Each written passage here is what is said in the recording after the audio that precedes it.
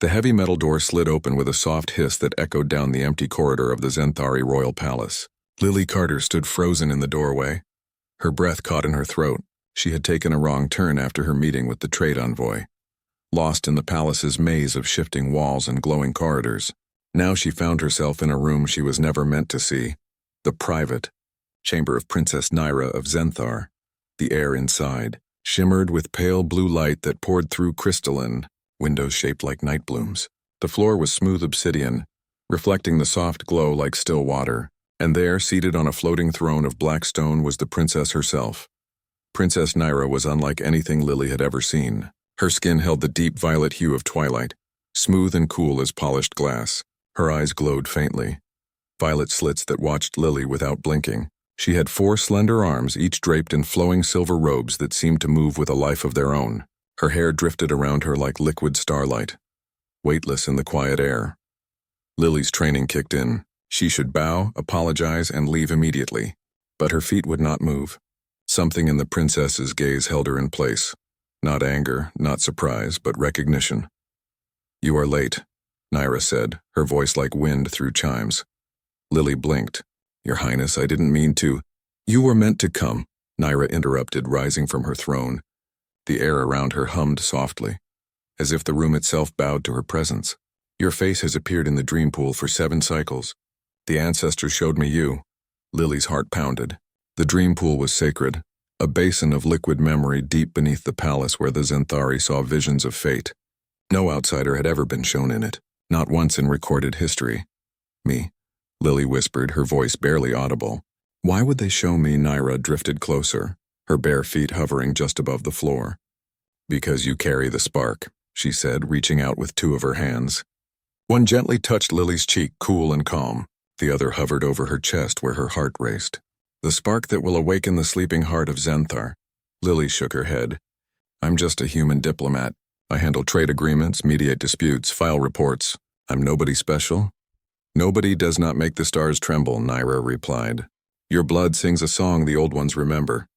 You are descended from the first travelers, the ones who came before the Great Silence." Lily's mind spun. Human records spoke of no contact with Zenthar before the last 10 years. Earth's history was clear. First contact happened in 2347, peaceful, cautious, and recent. Yet something inside her stirred. A memory not her own. A whisper from a time long buried beneath dust and data. Before she could ask more, a sharp alarm pierced the silence. Red lights pulsed along the walls. A voice crackled over the palace intercom, urgent and strained. "Intruders in Sector 9, Xenocorp mercenaries. They've breached the outer shield." Naira's expression hardened. "They seek the core," she said, turning toward the door. "They believe it holds the power to control the galaxy." "The core?" Lily asked, following close behind. "The heart of Zenthar," Naira explained as they moved quickly through a hidden passage only the royal bloodline knew. The walls glowed faintly in response to Naira's touch. A living crystal buried beneath the palace. "It sustains our world, our people, our very air. If Xenocorp takes it, they will drain it dry. Zenthar will die." Lily's stomach twisted. She had heard of Xenocorp, ruthless, profit-driven, willing to destroy entire worlds for a single energy source. They had raided colonies, enslaved populations, and vanished without a trace. But attacking the Zenthari homeworld, that was suicide. Unless they knew something no one else did. They reached the core chamber through a spiraling tunnel that opened into a vast cavern. In the center floated a massive blue crystal, pulsing with soft light. Tendrils of energy stretched from it like roots, weaving through the air and into the stone walls. The hum was deep and steady like a heartbeat. But already, Xenocorp soldiers in black armor were setting up extraction rigs around the core. Their weapons glinted under the blue glow. At their center stood a man with a scar across his left eye. Commander Voss, one of Xenocorp's most wanted operatives. "Halt," Naira commanded, her voice ringing with power. The mercenaries turned, weapons raised. Voss smirked when he saw them. "Well, well. The princess herself, and her little human pet. How convenient." "You will not take the core," Naira said, stepping forward. Voss laughed. "You're outnumbered, Your Highness. And your human friend won't save you. She's just a paper pusher with a fancy badge." Lily stepped beside Naira, jaw set. "I'm more than that." Voss raised his weapon. "Prove it." Something inside Lily shifted. She looked at the core and it looked back. Not with eyes, but with feeling. A warmth spread through her chest, familiar and ancient. She didn't understand it, but she trusted it. She reached out, not with her hands, but with something deeper. The core responded instantly. Light flared, blinding and pure. The mercenaries cried out as their weapons sparked and died. The extraction rigs sputtered and collapsed. Energy vines shot from the core, wrapping around the soldiers, holding them fast without harming them. Voss struggled against the glowing bonds. "What the hell are you?" Lily turned to him, calm now. "The one you didn't see coming." Naira stared at Lily, awe in her glowing eyes. "You are the key," she whispered. "The spark is real." Lily felt tears sting her eyes. "I didn't know. I didn't remember." "You didn't need to," Naira said, taking Lily's hand in two of her own. "The core knew you." "Your blood remembered," Voss growled. "This isn't over." "It is," Lily said firmly. She looked at Naira. "What now?" Naira said, her voice soft but sure. "You stay. Not as a diplomat. As a sister of the heart. As the one who woke Zenthar." Lily looked around the chamber. At the glowing core, at the bound mercenaries, at the alien princess whose face had known hers long before they met.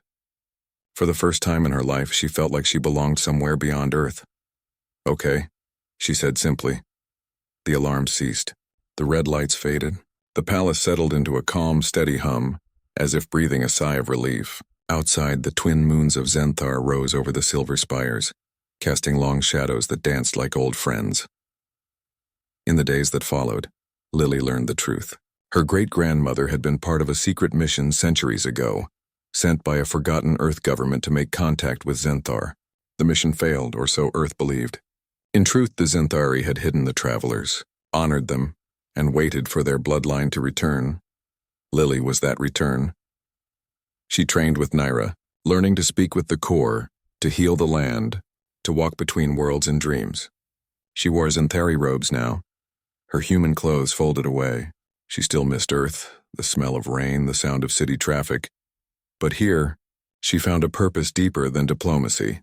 One evening, as they stood on the highest balcony watching the stars, Naira asked, "Do you ever regret coming?" Lily thought for a moment. "I didn't choose to come," she said. "But I choose to stay." Naira smiled, a rare and beautiful thing. "Then Zenthar is blessed." And in that moment, under alien skies, Lily Carter knew she was home. Not because she was human, not because she was Zenthari, but because she was both and neither. She was the bridge, the spark, the one who remembered. The story of Lily and Naira would spread across the galaxy, not as legend, but as hope. For in a universe of war and greed, two women, one human, one alien, had chosen trust over fear, unity over division, and love over loneliness. And sometimes that was enough to change everything. Weeks passed since Lily Carter had stepped into the core chamber and awakened something deep within Zenthar. The palace no longer felt like a place of foreign protocol, but a home woven with light and memory. She walked its halls with ease now, her steps quiet on the glowing floors, her presence accepted by the very walls. The Zenthari people watched her with curious eyes at first, then with respect and finally with warmth. They called her the Remembered One, a title she still found strange but carried with quiet grace. Princess Naira remained at her side, guiding her through the ancient ways. They spent hours in the dream pool chamber, where liquid silver swirled with visions of the past and possible futures.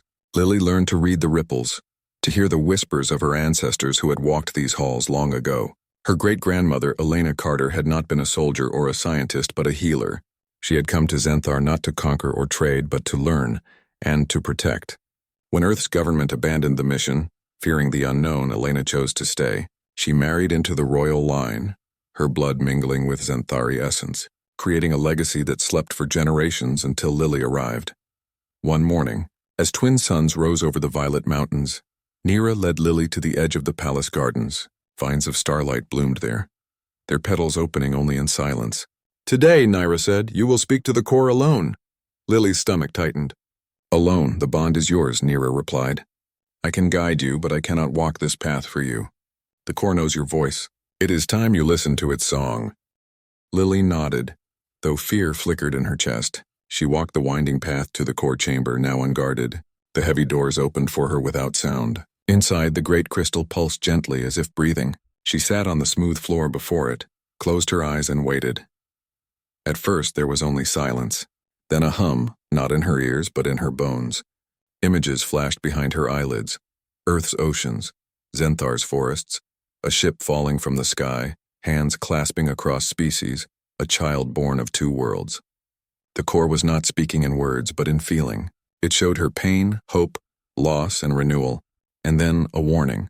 Shadows gathered at the edge of the vision. Dark ships with no markings, weapons that burned not with fire but with silence. They were coming. Not for the core this time, but for her. Lily opened her eyes, breathless. "They know," she whispered.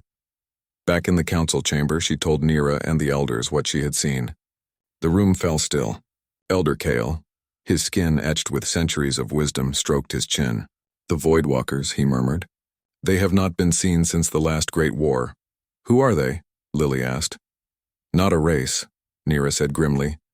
"A cult. They believe all life is noise and only silence is pure. They destroy worlds not for power, but to erase them. They seek the spark, the living connection between species, and they will kill you to extinguish it." Lily swallowed hard. "Why me?" "Because you are proof that unity is possible," Nira said, her violet eyes fierce. "And that terrifies them." Preparations began at once. The palace shields were reinforced. Scouts were sent to the outer rings.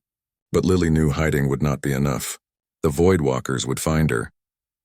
They always did. 3 nights later, the sky darkened, not with clouds but with ships, sleek, black, and utterly silent. They hovered above the palace like vultures, casting no shadow, making no sound. The alarms did not blare. The lights did not flash. The Voidwalkers had disabled everything with a pulse of anti-energy. Lily stood on the central balcony, Nira beside her. Below, the city slept, unaware. "They're here," Lily said. "We cannot fight silence with noise," Nira replied, "but we can answer it with song." Together they descended to the core chamber. The crystal glowed brighter as they entered, as if sensing the threat. Lily placed her hands on its surface. Warmth flooded her. She closed her eyes and began to sing, not with her voice but with her spirit. It was a melody her great-grandmother had left in her blood, a lullaby of two worlds. The core responded. Light erupted from it, not harsh but radiant. It spread through the palace, through the city, through the very air. The Voidwalkers' ships shuddered. Their silence cracked. For the first time they made a sound. A screech of pain. On the balcony above, figures in black robes appeared, their faces hidden behind smooth masks. They moved without footsteps, gliding toward the core chamber. But the light held them back, burning where it touched. One of them stepped forward, taller than the rest. He removed his mask. His face was human, but his eyes were empty. No pupils, no color, just white voids. "You are the anomaly," he said, his voice flat, lifeless. "You must be undone." "I'm not an anomaly," Lily said, stepping out to meet him. "I am a bridge."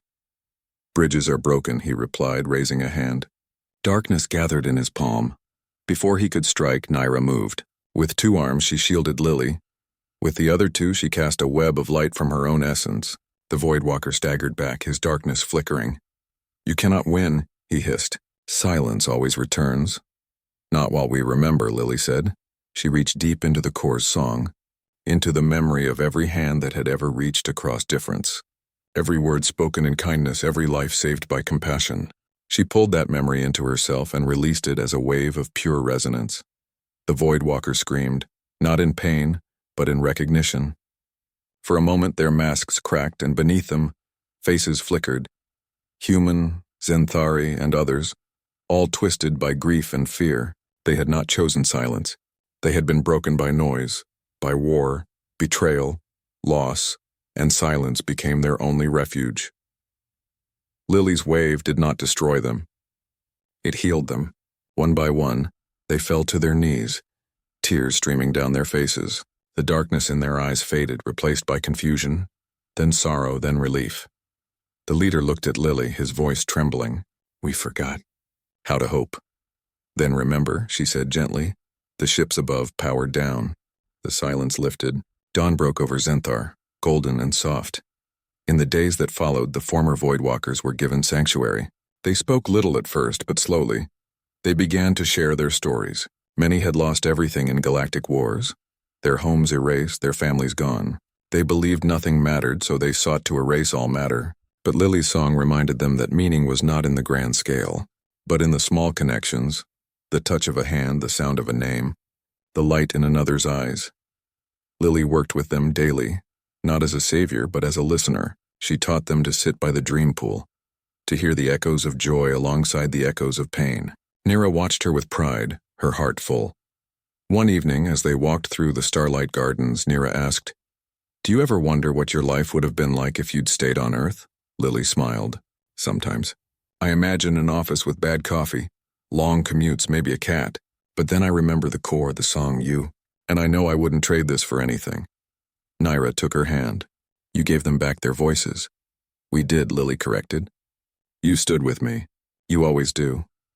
Their bond had grown beyond friendship, beyond duty. It was something deeper. Two souls who had found each other across time and space, not by chance, but by choice. News of what happened spread. Other worlds sent envoys not to trade, but to learn. They came seeking the song, the spark, the way to heal their own divisions. Lily and Nira welcomed them all, teaching not with lectures, but with presence. Earth finally reached out too. A message arrived from the United Earth Council, formal and cautious, asking if Lily Carter would return for debriefing. She read it in the quiet of her chamber, then set it aside. "Will you go?" Nira asked later. "No," Lily said. "My work is here, but I'll send a reply. Tell them the truth. Tell them we're not alone, and we never were." Nira nodded. "They may not understand. Maybe not yet," Lily said. "But they will." As the seasons turned, Xanthar flourished. The core pulsed stronger than ever, its light reaching farther into the galaxy. Lily no longer felt like an outsider or even a bridge. She was simply part of the whole. Human, Xanthari, and something new. One night, as she stood beneath the twin moons, she felt a familiar warmth in her chest. The core was singing again, but this time the song was different. It was not a warning or a memory, but a promise. Something was coming. Not a threat, but a gift, a child. Hers and Nira's, born of science, love, and ancient magic. A new spark for a new age. Lily placed a hand on her stomach and smiled. The future was not something to fear. It was something to welcome, and so under alien stars, the remembered one waited, not with worry, but with wonder. For the story was not over. It was just beginning. Months had passed since the Voidwalkers laid down their silence and Xanthar bloomed like never before. The city's spires shimmered with renewed energy. Gardens grew brighter and the air hummed with a quiet joy. Lily Carter moved through it all with a calm she had never known on Earth. Her steps were lighter, her thoughts clearer, and her heart full. She wore robes woven from moon silk now, soft and silver, and her hair was braided with threads of living light that pulsed gently with her breath. She was no longer just a human diplomat. She was Lily of Xanthar, the remembered one, the spark-bearer, and soon a mother. The news of her pregnancy had spread not through words, but through the core itself. The great crystal had sung a new note, one of growth, of promise, of a life that would carry both human and Xanthari essence in equal measure. The elders wept with joy. The people left offerings of starbloom petals at the palace gates. Even the former Voidwalkers, now called the Awakened, bowed their heads in reverence. They saw in Lily's child not just a birth, but a beginning, a sign that healing could lead to creation. Nira never left her side. She walked with Lily each morning through the upper gardens, her four hands always ready to steady her, to offer warmth, to simply hold her close. She spoke little of the future, but her eyes held dreams too vast for words. She had read the ancient texts, the ones that spoke of the first hybrid child, born centuries ago to Elena Carter and Prince Vale. That child had lived only a short life, but their blood had seeded the spark that now lived in Lily. This new child would be different, stronger, ready. One afternoon, as they rested beneath the twin suns, Lily placed a hand on her belly. "Do you think she'll have your eyes?" Nira smiled, her violet gaze soft. "Or your courage?" "I hope she has your patience," Lily said with a laugh. "I still trip over my own feet in these robes." Nira's laughter chimed like wind through crystal leaves. "You are grace itself, Lily Carter." But peace, as always, was fragile. Rumors began to drift in from the outer systems. Ships had vanished near the Calyx belt. Colonies reported strange signals, pulses of distorted sound that made listeners weep uncontrollably before falling into catatonic silence. At first, the Xanthari Council dismissed it as residual Voidwalker activity, but Lily felt it in her bones. This was different, colder, hungrier. Earth looked the same as Lily remembered, blue, green, wrapped in clouds. but the welcome was cold. As their ship entered orbit, military vessels surrounded them, weapons charged. "Identify yourselves," a voice barked over the comm. "This is Lily Carter," Lily replied, her voice clear. "I come in peace with my family. We request permission to land." Silence. Then, "You are not authorized to bring alien entities onto sovereign human territory." "She is my daughter," Lily said firmly. "And she is human too." Another pause.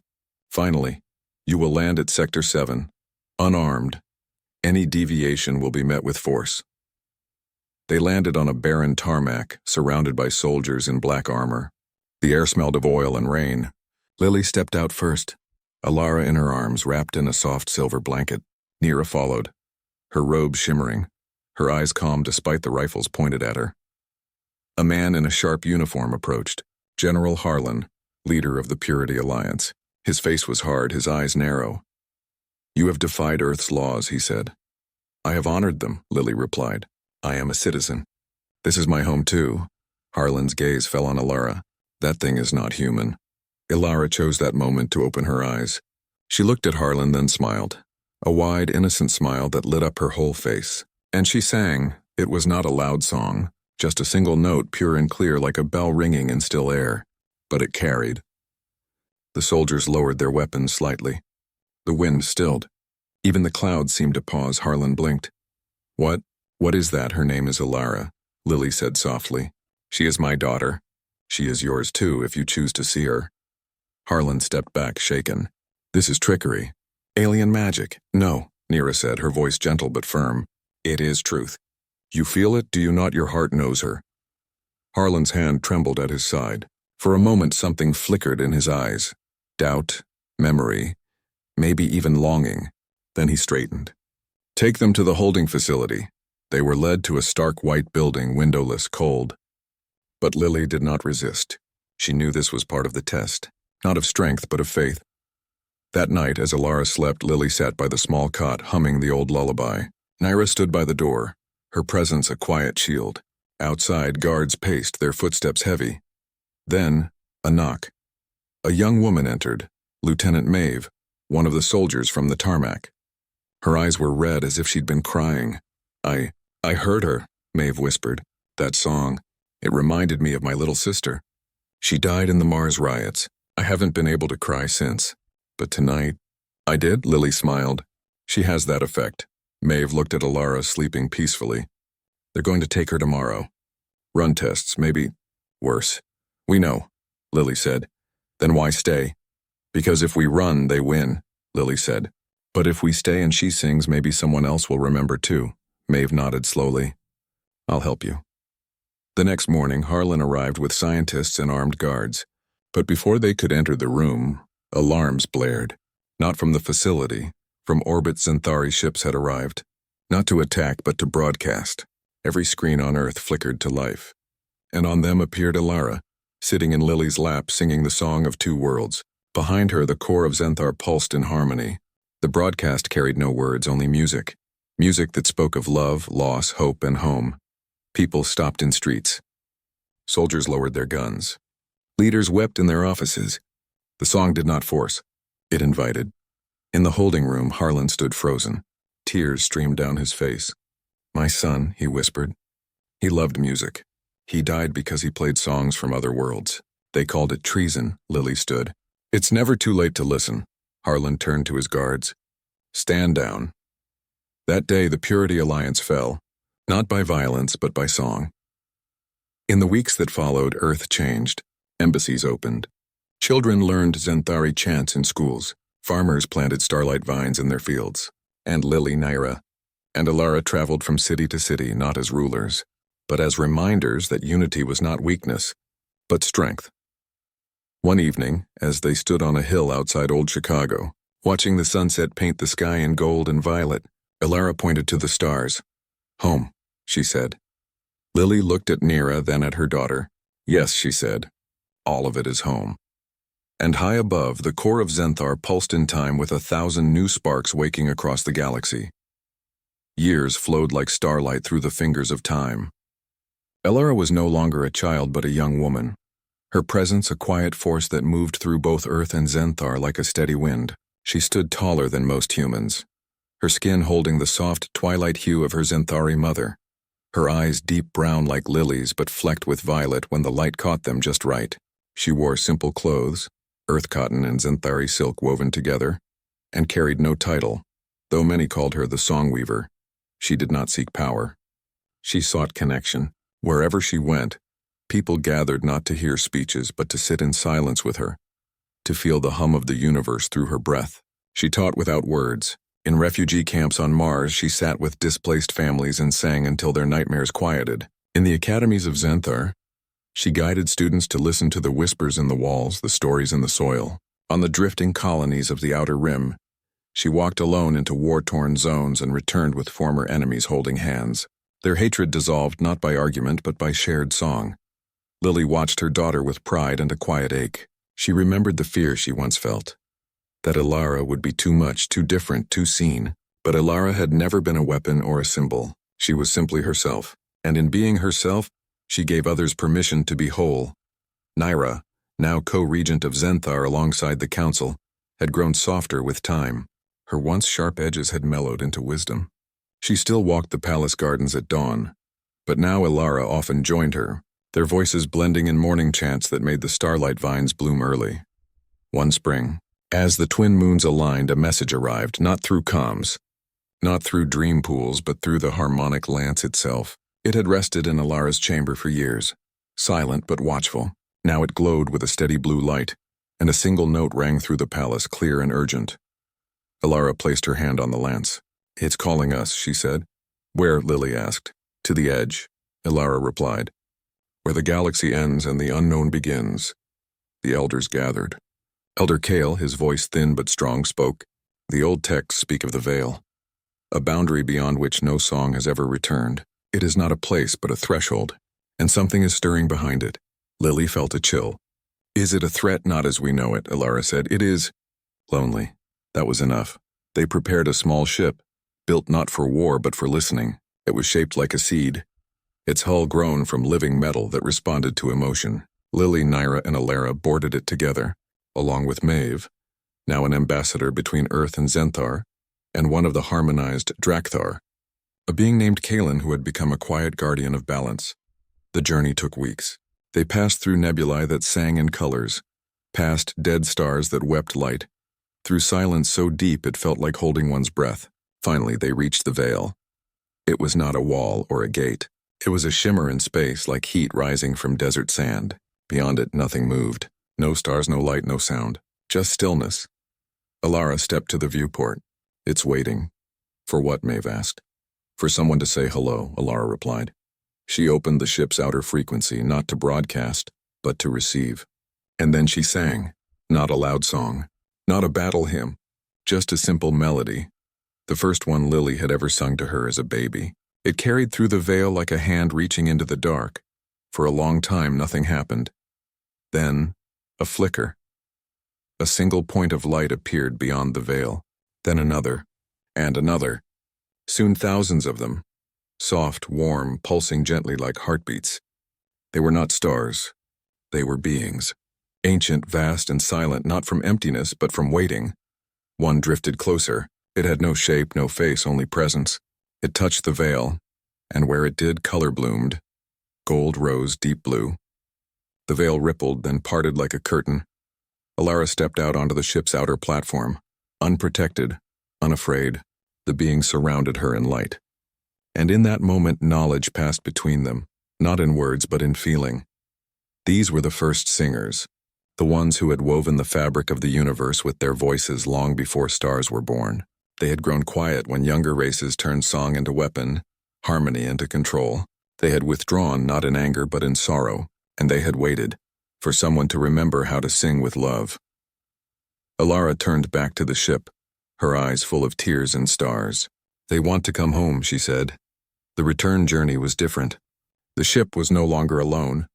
Behind it flowed a river of light, thousands of the first singers, gentle and vast, moving slowly toward the heart of the galaxy. They did not speak. They resonated. And as they passed through dead systems, life stirred.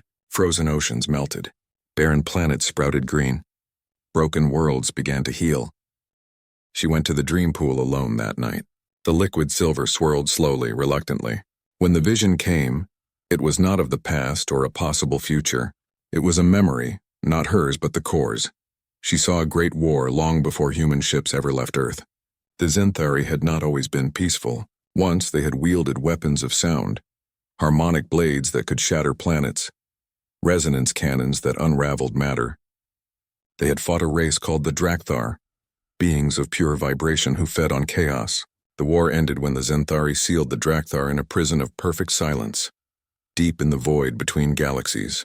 The core had been created from the last note of that war, a song of balance, of life over destruction. But the seal was breaking. The distorted signals were not attacks. They were calls. The Drakthar were waking, and they had heard the song of the new spark. They hungered for it. Lily returned to Naira pale and trembling. "It's not over," she said. "Something worse is coming." Naira listened without interrupting. When Lily finished, she stood and went to a hidden alcove in their chamber. From it, she retrieved an object wrapped in black cloth. She unwrapped it slowly. Inside lay a staff of white crystal, etched with spiraling runes that glowed faintly. "The harmonic lance," Naira said. "Forged from the first note of creation, it has not been wielded since the Great War." "Why show it to me?" Lily asked. "Because only one who carries both bloodlines can awaken it," Naira replied. "Only the spark can make it sing." Lily reached out. The moment her fingers touched the staff, it flared with light. A low hum filled the room, resonating with the core far below. The runes blazed gold, then settled into a steady pulse that matched Lily's heartbeat. She felt power, not violent, not cruel, but pure, like standing in sunlight after a long night. "I don't know how to use it," she admitted. "You already do," Naira said. "You've been using it your whole life. Every time you chose kindness over fear, every time you listened instead of shouting, every time you reached out instead of pulling away, you were wielding harmony." Training began at once, not with weapons but with breath. Lily learned to match her breathing to the core's rhythm, to let her voice become an extension of its song. Naira taught her the old chants, the ones that shaped reality not by force but by invitation. The harmonic lance responded to intention, not command. It could heal a wound or shatter a mountain depending on the heart that held it. Meanwhile, the signals grew stronger. 3 colonies fell silent within a week. No destruction, no explosions, just empty cities, their people gone, their machines still running, their lights still on. It was as if life had been gently removed like a page torn from a book. Then came the message. It arrived not through comms, but through the dream pool. A single image. A child alone on a barren moon, crying soundlessly. And behind her, a shadow made of broken music. Lily knew at once. "They took her," she whispered. "They took a child to lure us." "It could be a trap," Naira warned. "It is," Lily said, "but we can't ignore it. If we do, we become like the Void Walkers, choosing silence over action. They prepared in secret. Only the Elders and the Awakened knew of their plan. Lily would go alone to the moon of Kalis 7 where the signal originated. Naira would remain, guarding the core and the unborn child. It was the hardest choice they had ever made. "I don't want to leave you," Lily said the night before departure. "You are not leaving me," Naira replied, pressing her forehead to Lily's. "You carry me with you, and our child, and the song." The journey was short but heavy. Lily's ship, a small vessel woven from living metal, glided through the stars like a whisper. She landed on Kalis 7 under a blood-red sky. The moon was dead, no wind, no water, no life. Only dust and silence. In the center of a crater sat the child. She looked human, no older than 5, her clothes torn, her eyes wide with fear. But something was wrong. Her mouth moved as if crying, but no sound came out. Lily approached slowly, the harmonic lance held low. "It's okay," she said softly. "I'm here to help." The child looked up and smiled.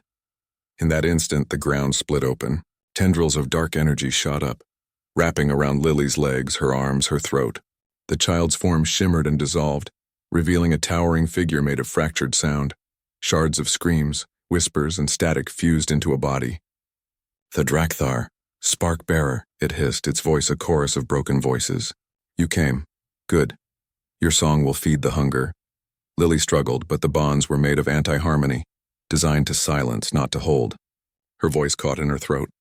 The harmonic lance dimmed. The Drakthar loomed over her. Your child will be ours. Your world will be quiet. All will be still. But Lily remembered Nyra's words. Harmony was not about volume. It was about truth.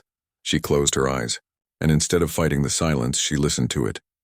Beneath the noise of the Drakthar, beneath the static and the screams, she heard something else. A single, pure note. Faint, almost gone, but there. The Drakthar were not evil. They were starving. Cut off from the song of the universe for so long, they had forgotten how to sing. They consumed sound not out of malice, but desperation. Lily opened her eyes, and she sang not a battle cry, not a spell, just a lullaby, the same one her great-grandmother had sung to Prince Vael, the same one she now sang to her unborn daughter. The Drakthar froze, the tendrils loosened, the fractured voices stilled, the pure note within them answered. Light bloomed from Lily's chest, from the harmonic lance, from the very dust beneath her feet. It did not attack. It offered. The Drakthar trembled, then collapsed to its knees, weeping real tears, clear and silent. The hunger was not gone, but it was seen, and in being seen, it began to heal. Lily reached out and touched the Drakthar's face. You don't have to be alone, she said. The being nodded, its form softening, reshaping into something gentler, more whole. Back on Zenthar, the core pulsed with a new rhythm, deeper, richer, as if a lost instrument had rejoined the orchestra. When Lily returned, Nyra ran to her, tears in her violet eyes. They held each other for a long time, saying nothing, needing nothing but presence. Weeks later, under the twin moons, Lily gave birth not in a chamber, but in the core room, surrounded by light and song. The child was a girl, with Lily's brown eyes and Nyra's twilight skin, her tiny hands already reaching for the air as if to shape it. They named her Ilara, meaning the dawn that sings. As the first notes of her cry echoed through the palace, every being on Zenthar heard it, not as sound, but as hope. And far away in the quiet corners of the galaxy, other sparks began to wake. Ilara's first year passed like a gentle tide, each day bringing new wonders. She grew faster than human children, her mind sharp, her spirit bright. By 6 months, she could hum along with the core's song. By 9, she reached for the starlight vines in the garden, and they curled toward her fingers as if greeting an old friend. The Zenthari called her the Little Dawn, and she lived up to the name. Her laughter filled the palace halls. Her presence softened even the sternest elder's heart. Lily watched her daughter with awe and a quiet fear. She knew Ilara was not just a child. She was a convergence, a living bridge between species, between past and future, between silence and song. The harmonic lance now rested in a cradle of woven light beside Ilara's sleeping mat, not as a weapon, but as a guardian. It hummed softly whenever she stirred in her sleep, as if singing her dreams. Nyra taught Ilara the old ways, the language of light, the dance of the twin moons, the stories of the first travelers. Lily taught her earth songs, simple lullabies about rain and rivers and fireflies. Ilara loved them both, her small voice weaving Zenthari chants with human melodies into something entirely new. But peace, as always, carried a shadow. Deep in the outer rim, a new signal began to pulse. Not from the Drakthar, not from Voidwalkers, but from Earth. The United Earth Council had changed. A new faction, calling themselves the Purity Alliance, had seized control. They preached that humanity must remain pure, untouched by alien influence. They called Lily a traitor, her child an abomination, and they were coming. The first warning came in the form of a dead comms drone drifting into Zenthari space. Etched into its hull was a single word: return. Lily read the message in the council chamber, her hands steady but her heart heavy. They won't stop, she said. They see unity as weakness, Elder Kale murmured. They fear what they do not understand. We cannot fight them, Nyra said. Not with weapons. It would only prove their point, that contact corrupts. Then we show them another way, Lily replied. She made a choice that surprised even herself. She would go to Earth, not as a prisoner, not as a fugitive, but as an envoy of Zenthar with Ilara in her arms and Nyra at her side. It was a risk. Earth's laws forbade alien presence on human soil, but Lily believed that if they could see Ilara, if they could hear her song, they might remember what it meant to be human. Preparations were quiet. The awakened volunteered to guard the core in their absence. The Drakthar, now called the Harmonized, offered their ships as silent escorts. Even the starlight vines in the garden bloomed extra bright the night before departure, as if blessing their journey. The voyage took 12 days. Alara slept most of the way, curled against Lily's chest, her tiny fingers clutching a strand of moon silk. Naira watched the stars through the viewport, her 4 hands folded in calm resolve. She had never left Zenthar before. Everything ahead was unknown. He entered the alien princess's chamber by mistake, yet his face was already known.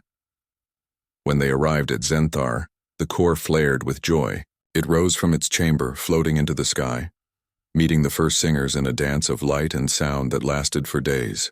The people of Zenthar, Earth, and 100 other worlds gathered to watch, not in fear but in wonder. In the weeks that followed, the first singers settled not in cities, but in the spaces between, around stars within oceans, inside the quiet moments of every living being. They did not rule. They accompanied. They reminded. Alara became their bridge not by command but by nature. She traveled less now, spending more time in the core chamber, teaching others to listen not just with ears but with their whole selves. Lily and Naira stood beside her, not as protectors but as equals. One evening, as the 3 of them sat on the highest balcony, watching the sky ripple with new constellations, Lily spoke softly. "I used to think I was just a diplomat who got lost." Naira took her hand. "You were never lost. You were found." Alara leaned her head on Lily's shoulder. "And now we find others." Below them, the city glowed with peace. Children played in the streets, their laughter mixing with the hum of the core. Ships from a dozen worlds docked peacefully in orbit. And far above, the first singers wove a new song, one of reunion, of healing, of endless possibility. Lily closed her eyes and listened. The universe was no longer a place of threats and borders. It was a chorus, and every voice mattered, even the quietest ones, especially the quietest ones. And so, under skies filled with ancient light and newborn stars, the story continued, not with endings, but with echoes.